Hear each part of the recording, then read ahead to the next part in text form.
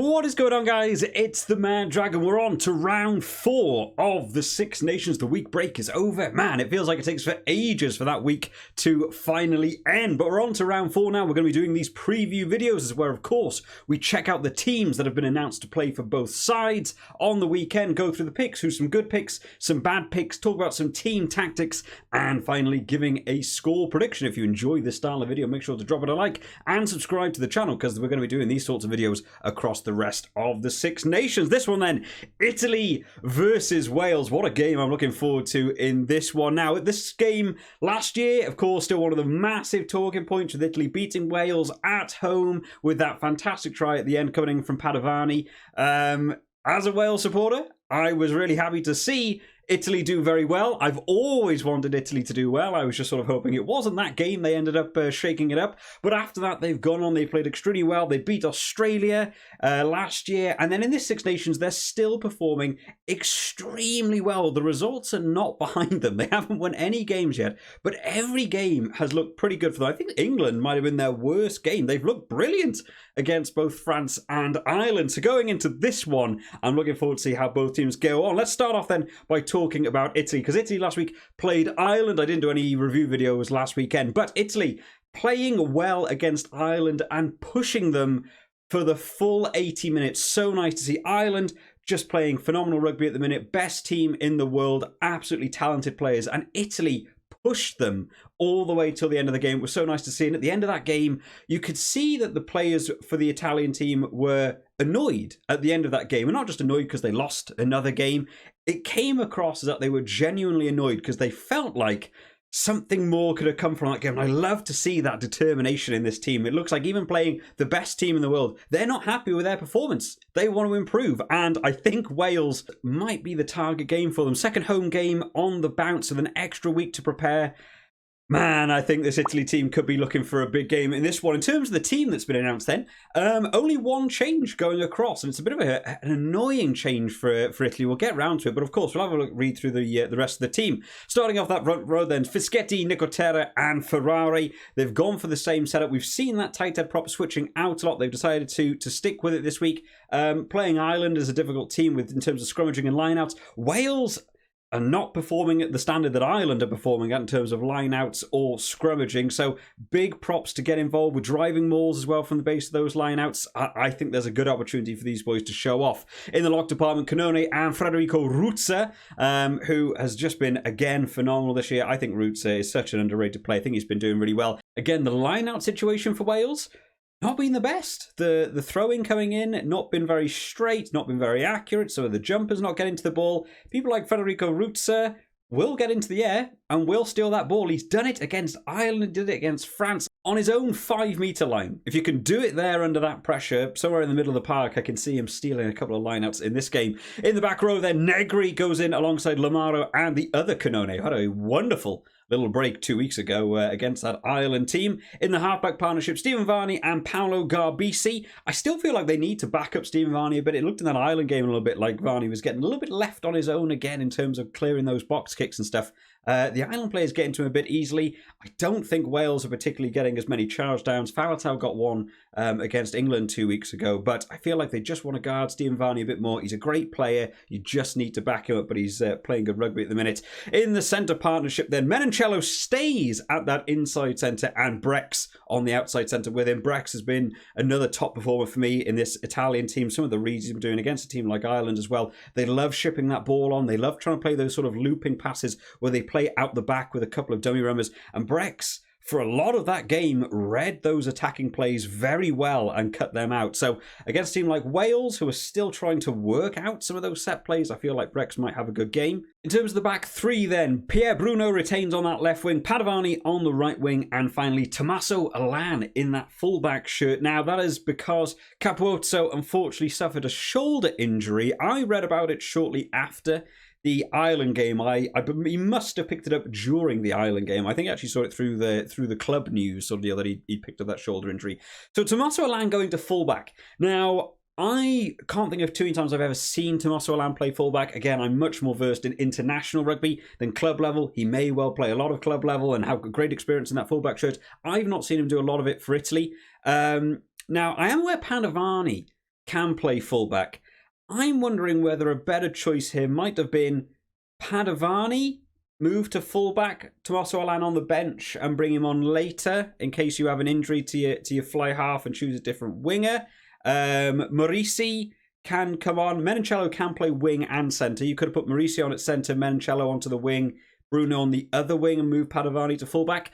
Tommaso Allan's a great player and he's a very experienced player if he holds down that fullback position very well. We saw what Wales were doing against the England team last week with how many kicks they were kicking to that backfield. As long as you've got that cover play in the backs, he'll be okay. But I'm imagining we'll see a bit of a game shift up for this one in terms of the Wales tactic to get to those players that they're kicking the ball to. So we'll have to see how Tommaso Allan gets on. But only one change in their starting 15 from a side that performed very well against that Ireland team. In terms of the replacements there, Luca Bigi, Federico Zani and Riccioni will be coming on in that second half alongside of Iachese, Pettinelli and Zuliani. Now 6-2. I wondered whether this game might open up. I wondered whether they might go for 5-3, load up on the backs, and let's have a tri-fest sort of game where both teams just go at it. They've gone for the 6-2. It's probably the smarter move. The defensive maul from Wales hasn't necessarily been the best. I sort of had to talk about that with Connor Does Rugby when we did the Wales-Scotland breakdown. I still don't feel Wales have got that nailed down yet. Maybe put it on the 6-2. There's a sort of indication that Italy are not going to want to spread it completely out wide. They are willing. If they get a penalty in that halfway, maybe towards the 22, they might kick for corner, back themselves with the forwards, try and tire the Wales forwards out, maybe get a couple of driving maul tries. But I'm looking forward to seeing Zuliani back on this field. In terms of the replacement backs then, Alessandro Fusco and Morisi coming on in that second half. So like I sort of said in terms of the coverage, I mean, if there's an injury to your fly half, you do that movement, don't you? Allan will probably move to fly half, Padovani will slip back, Mauricio come on. There's a lot of switching around. It's a few too many steps maybe, but you have the versatility for people to play different positions. I think it's a nicely set up team, and I think having that extra week to prepare at home, oh man, I feel like this Italy team could absolutely go for this one. In terms of their opponents then, moving on to talk about Wales. Now, Wales last week played England in a game that I, as a Wales fan, just felt fell very short. I really didn't meet the hype of what we've had in previous years from either team, really. It felt like a sort of okay England playing a poor Wales team is what I was experiencing from that game. There's been a lot of talk around their different tactics, the things that were used in that game. I thought the scoreline was really flattering. Owen Farrell missing like a good 10 points worth of kicks. That game could have ended 30 points to 10. If Zammit wasn't just amazing on his own and manages to get those interceptions and run the length of the field, that game could have ended like 30 points to 3. That's a devastating game. I really think they got a lot of the calls wrong. We'll talk a bit more about those tactics and how I think they'll be implemented into this one. But they'll be looking for some big shifts. So now the team that's been announced this week, we've tried all sorts of different things, haven't we? Now we've tried the old guard against Ireland. That didn't really work. We tried the new boys against Scotland. That also didn't really work. And then we went for a bit of 50-50 against England, which also didn't really work. So this time it feels a bit more like we've said, let's go wild. Let's just start mixing it up, because this team to me has a lot of big questions around it. So I'm looking forward to see what you guys have to say down in the comment section. In terms of the front row then, Wyn Jones, Ken Owens, Tom Francis. I like this front row. I think this is a good front row. And I see Wyn Jones in there. Ken Owens still not, for some reason, got those lineouts down. The lineouts being thrown erratically, still not quite nailed. And to me, I think he's still probably the top hooker. Maybe if Dewi Lake could get back in this side, he might take over. But Ken Owens is still probably my first choice. They just need to start nailing some of those set pieces. But in terms of front three, I think that's still the main front three I would be sticking with. In the lock department, Adam Beard goes in alongside David Jenkins. I'm looking forward to this. I thought Alan Wynne was put in a good stint against England, but I'm looking forward to see more from David Jenkins. I want to see him get on this field. I want to see him have time on the pitch against big teams, and a team like Italy is an area where you might be able to show off a bit more. The line-out system, again, has been an issue for Wales. Italy have been doing well in the line-out, so mixing it up, not just having the 100 cap players in the line-out who sort of know exactly what they're going to do. Have someone like David Jenkins in, might be able to mix up that line-out a bit more, might try and hinder Italy a bit more in terms of that line-out. In the back row, Jack Morgan comes in this week, left out of the team last round. blew my mind, blew a lot of your guys' minds out in the comment section. A lot of people very confused about Jack Morgan missing, no news about his injury or anything. Justin Timberlake get that 7 shirt, and Faletau retaining 8. Faletau for me last week, bit of a 50-50 game, doing something brilliantly, and then decides at random intervals he was just going to pick up the ball and go on his own from the back of a ruck when you've got 3 England players waiting to jackal you. I don't know what those decisions are. Just settle down as a team, take your time, go through the phases. That's where they were making the ground. No need to be outrageously sporadic. That's a bit more of Warren Gatland's style. Take it slow. We'll ease our way in. No one's going to be scoring big points. We'll just get there eventually. So hopefully that little bit of a mix-up. I think Jack Morgan's a nice bit of spice. I think for me he would still be that starting player in that blindside shirt. So I would have him there at 6. I'm nice to see him back in there. Halfback partnership mix-up here. Rhys Webb coming in as the starting scrum half. Owen Williams retaining fly half. Now I'm really glad to see Owen Williams staying, because I thought he was playing really well against England. He was just calm, collected, doing things at the right time. I really like the style he was playing with. Rhys Webb coming in. Now, there's a lot of talk around the Wales kicking tactic that was happening against England, with the kicks going over to Freddie Stewart all day long. Very frustrating to watch. I've had to go away and have a bit of a read about a couple of things, because I couldn't quite grasp what was going on. The commentators seemed to think that they were just doing really rubbish kicks, and they were just doing terribly.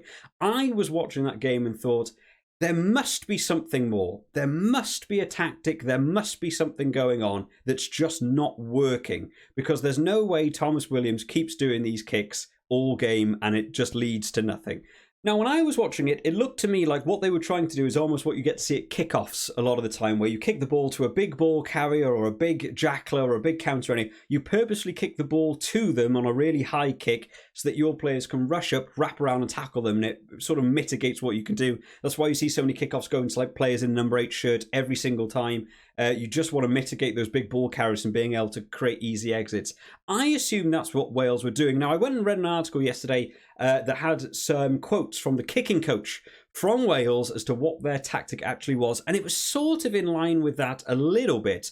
They claim that the rationale behind that tactic was they were attempting to kick the ball away, put pressure on the player receiving the ball, and would force penalties, generating Wales points. And it didn't work. It was just not working. And the lack of ability to adapt to that was really disappointing. Freddie Stewart had the ball way too much time on his hands. No one even competing. No one chasing for a lot of the game. So I don't know what that is. I don't know whether that's a disjointed team not understanding what the tactic was. But at some point, you've got to be able to switch it up. The choice to bring in Rhys Webb over Thomas Williams is a bit of an odd one for me. I don't really think I'd rate him like greater at sort of box kicking than Thomas Williams. He's a good support runner in terms of players making a break through the line. Maybe they feel like against Italy, there'll be more players making breaks, and that's where Rhys Webb can show off on someone's shoulder and maybe get over for a try himself. I might have stuck with Thomas Williams and wanted just to reinforce that game was a bit of an anomaly, but they decided to go for the mix-up, so we'll have to see how this new partnership goes on for Wales. In the centre partnership, Joe Hawkins and Mason Grady retaining in that centre partnership. Joe Hawkins playing extremely well. Mason Grady felt a little bit, I don't know, quiet for me in that game. He was carrying the ball well, but not making as much of an impact as I was hoping for. Made his debut. It's a hard thing to ask. A big game against England. Hopefully he'll have a better game in this one. I want to see him do a bit more sort of crash ball tactic. He's a big unit. Let him run forwards. The weird call that happened last week with Josh Adams coming off, and I wasn't quite sure if Mason Grady was just moving to the wing or what was happening there. So I'm hoping this week he can just sort of step up that game a little bit and hopefully get a few more carry meters over the line and put Wales on the front foot. Talking to the back 3 then. Rio Dyer goes back in on the 11 shirt. Josh Adams moves to the right wing and Liam Williams back in that fullback position, meaning Zammit moves to the bench. Which is an interesting call. We'll get onto the bench in a second here. Rio Dyer, Josh Adams, Liam Williams is a setup we've seen before. Liam Williams having 2 yellow cards so far in the Six Nations, neither of which feel like he's purposely done massive things wrong. I feel like the one against Sexton, it's a little bit harsh, and then the other one was just he was the one on the end of all the penalties. I rate Liam Williams as a fullback. There's a lot of talk about him moving away from Wales now, so hopefully he still gets a lot of game time in that Welsh shirt. Josh Adams moving to right wing. Rio Dyer, maybe they're hoping this game opens a bit more and they want to be a bit more attacking. Rio Dyer is actually making massive meters for Wales. He's one of the biggest sort of meters made in this Wales team entirely. Josh Adams, again, been a little bit quiet for me. I might have liked to have seen Rhys Zammit stay on and had Rio Dyer. So a lot of changes across this starting 15. So they're attempting to mix it up again this week going in. I feel like I might still start with Thomas Williams over Rhys Webb. I maybe would have also liked to have seen Zammit stay on in that starting 15 as well. Maybe even kept the Josh Adams, Rhys Zammit. I kind of want to see Rio Dyer and Rhys Zammit play together. I think that's two very attacking wings, but maybe defensively a little bit lacking from Rio Dyer so far in this tournament. But we'll see how they get on. Moving on to the replacements then. Scott Baldwin, Gareth Thomas and Dylan Lewis. I would probably agree with this setup. This is the sort of secondary front row that I'd want to be seeing coming on at some point. Rest of the replacement forwards, Rhys Davis and Tommy Raffel getting back into this team. Really looking forward to see him have some game time. Hopefully we get to see him for a good chunk of the game. I hope they don't do this thing where they put people on for the final 5 minutes. I want to see Tommy Raffel back on this pitch in a Wales jersey. Now, the replacement backs is where this really shakes up for me. Thomas Williams, George North and Rhys Zammit. Now, this sort of indicates to me that Wales are going for a late game win. They're going for speed. They got a bit of power in George North. They got some experience in terms of caps between the three of them. These three lads are going to come on in that second half and hopefully against a bit of a fatigued Italy side attempt to open them up. I don't think that's necessarily a bad tactic. And I mean, George North can also play wing or centre depending on where you want him to come on to. Rhys Zammit's capable of playing either wing. One of the things I'm a bit confused about here is who takes over in that fly half shirt if there's an injury. Because I really don't know of anyone that's ever played fly half. I'm not sure if they would have Thomas Williams or Rhys Webb attempt to that position. Josh Adams can play fullback. Liam Williams can play fullback. Does that mean they'd be sort of taking over the kicking duties toward post? I'm not sure if Joe Hawkins has ever got any sort of experience that fly half shirt. So there's a weird call here. There's an awful lot of confidence that Owen Williams isn't going to take an injury in this game. If I was the Italy team looking at this team, I would be targeting Owen Williams like no tomorrow. I would be making that lad run around the pitch as much as possible, get him tired as soon as possible, put him under huge pressure for kicks. I'd be putting everything on that poor lad and just try to pin him back and try and create some issues for him and just sort of take advantage of the game from there. Maybe Wales are attempting a slightly different tactic in this game. Maybe they're thinking this game won't come down to penalties. Maybe we don't need kicking at posts as a big thing. Maybe we're all about the try scoring in this one and putting people like George North and Zammit on towards the end of the game. Open it up and allow you to score tries and maybe that'll be enough. I'm not sure about this team. There's some good picks in here and I'm looking forward to see a couple of lads, people like Tommy Raffel coming back in, Jack Morgan getting his start. But overall, I'm not entirely convinced by this team. And I think Italy have been playing so well. I feel like Italy could be in for a bit of a good game in this one. So in terms of a score prediction, what do we think for this one?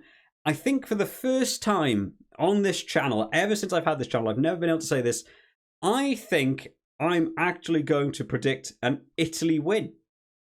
I've never said that before. I was sort of hoping I wouldn't be saying it against Wales, being a Wales fan. But I think this Italy team is looking for this game. I think they've got the team set up. I think they've played well. They're playing at home, which is where they've been playing better. They've got an extra week of training at home. They've only made one substitution from the team that played extremely well against Ireland. The Wales team's made numerous changes and not an obvious replacement fly half for me. I'm going to say Italy to win, not by an enormous amount, but I think they'll be doing the hard graft for this game. I'm going to say Italy to win by 4. That's going to be my prediction, guys. So make sure you do drop down in the comment section your thoughts on the teams and your score predictions. Make sure you're getting it all up on the Super Brew as well, because, of course, we've only got 2 rounds left. It's all to play for. I hope you've all enjoyed this one today, guys. I will see you all next time. Bye-bye.